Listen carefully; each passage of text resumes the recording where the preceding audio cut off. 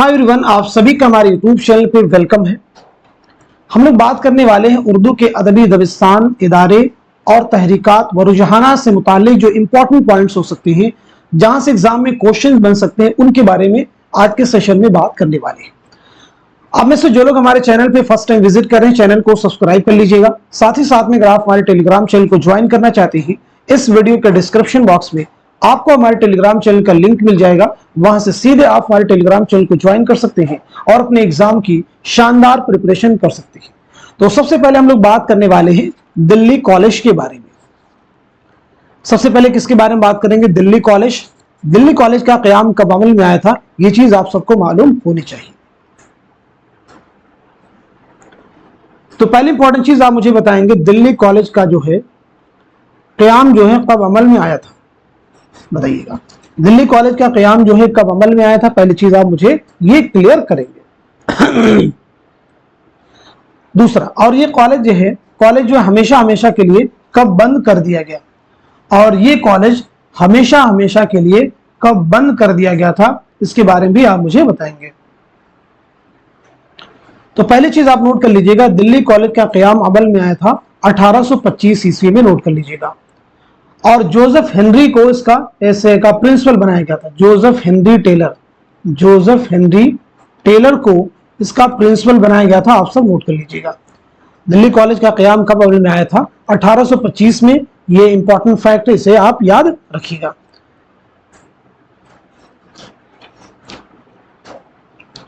अब दूसरा फैक्ट मैंने आपसे पूछा है कि कॉलेज जो है कब बंद कर दिया गया। कॉलेज जो है जब कब बंद कर दिया गया, तो आपको याद रखना है 1877 ईस्वी में, नोट कर लीजिएगा। 1877 ईस्वी में नोट कर लेंगे, एग्जाम के लिए इंपॉर्टेंट है।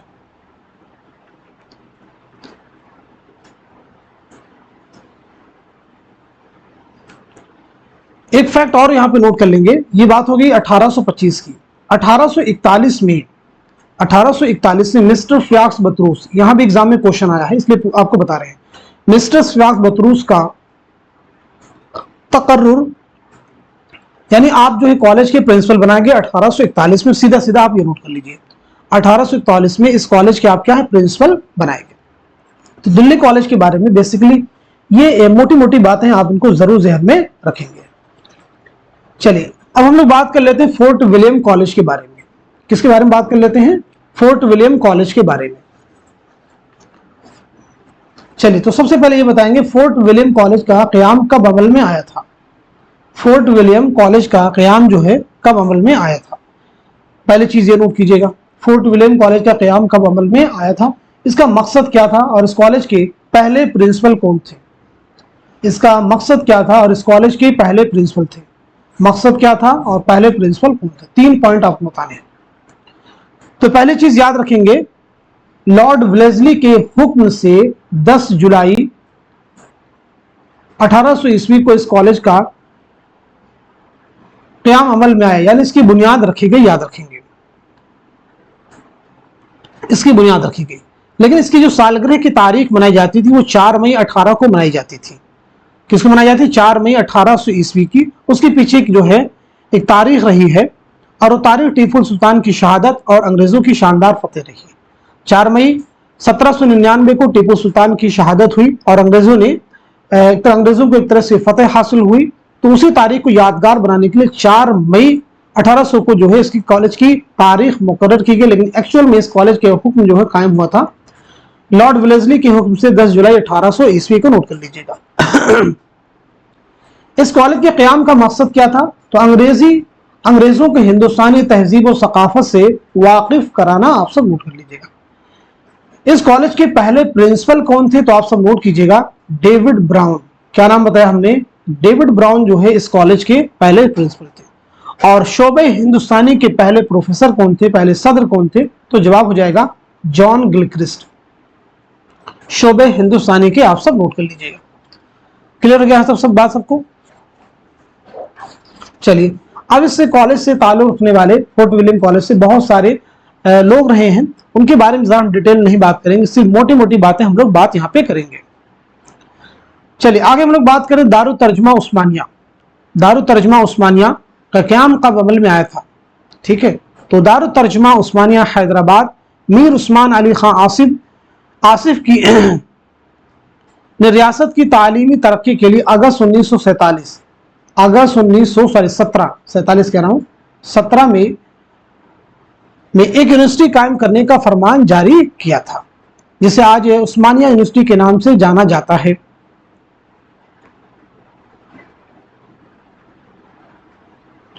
अब इसी में दारुल तर्जुमा का जो क़याम अमल में आया था वो सितंबर 1917 में। दारुल तर्जुमा उस्मानिया का क़याम कब अमल में आया था? तो ये आया था सितंबर 1917 में। आप सब नोट कर लीजिएगा।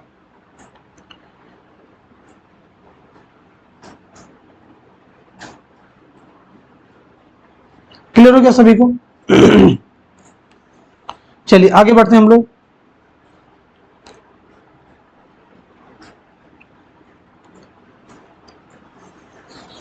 कुछ जनरल फैक्ट आपसे और भी किए जाएंगे, जवाब देने की सब लोग कोशिश करेंगे। यहां हमको कुछ शोरा थे, इनके बारे में भी एग्जाम में आपसे पूछे गए, जैसे खान आरजू का असल नाम क्या है? तो नाम याद रखेंगे सिराजुद्दीन आली। आबरू का असल नाम क्या है? तो नजमुद्दीन याद रखेंगे। शाकिर नाजी का नाम ही मोहम्मद शाकिर नाजी है, याद रखिएगा। यकरंग का नाम क्या है? मुस्तफ़ा खान। ये सब रिवाइज कर लीजिएगा।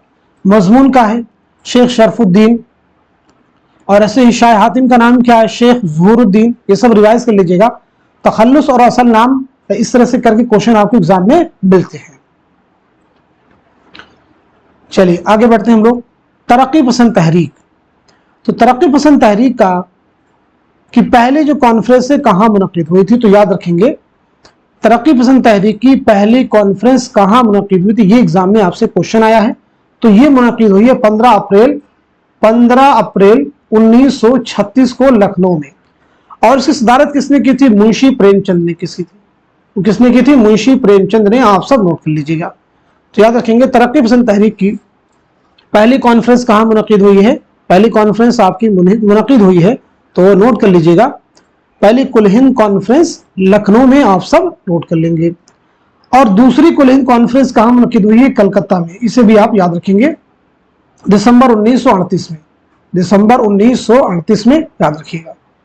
और इसकी सदारत किसी मुल्क राज आनंद ने। दूसरी कुल हिंद कॉन्फ्रेंस की सदारत किन्होंने की थी? मुल्क राज आनंद ने। आप सब नोट कर लीजिएगा। क्लियर हो गया सभी को?